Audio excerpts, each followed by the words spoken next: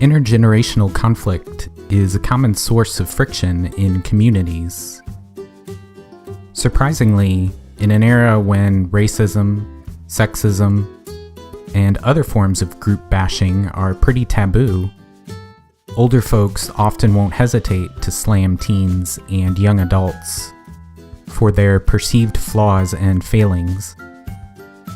And young people, understandably, aren't terribly fond of all the insults and condescension. All this antagonism may seem natural, but it isn't.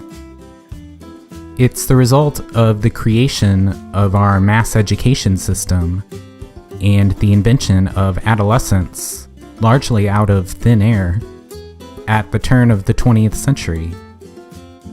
Young people used to spend a lot more time with their elders, but the Industrial Revolution had made things complicated. Now, adults had to go to work. Kids either had to go to work too, hang out unsupervised, or go to school. It's not surprising that school became the preferred option. But what we can forget today is just how revolutionary that was. There used to be no such thing as adolescence.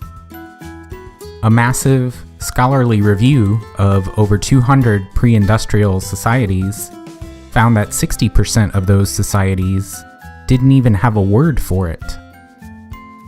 Furthermore, in those societies, most children and teens spent the majority of time with same-sex adults, not with their peers, as they do today. It was in tandem with the growth of our educational system, which took kids and put them together all day with their peers, that we started to see adolescence as a natural phase existing between childhood and adulthood. When you put a bunch of people together all day, regardless of their age, they tend to form their own culture.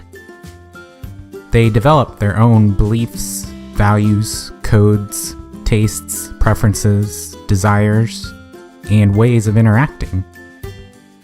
By the 1950s, youth cultures were clearly seen as distinct from adult cultures, a gap which has only grown in the decades since then, as businesses have increasingly marketed to teens, and each generation of youths has put their own stylistic spin on being young.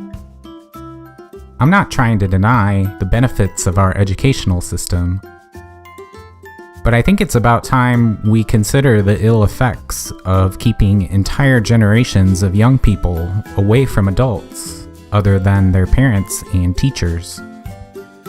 Is it really surprising when we spend our first quarter century or more in a totally separate world from everybody else that we have trouble building strong, cohesive communities? If we want young people to be more mature, maybe stuffing them into warehouses with their peers and a few authorities isn't the best way to model the behavior we want to see in them.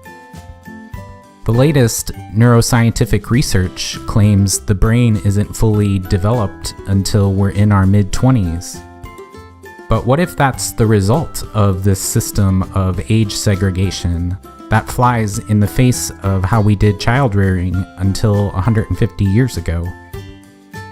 I know a lot of adults don't particularly want to hang out with teens, and most teens are glad to return the favor. But this is a video series about community, and I think this is one of the biggest impediments out there to strong communities. We should encourage much, much more positive, genuine, intergenerational ties. It may be one of the best ways to improve our communities.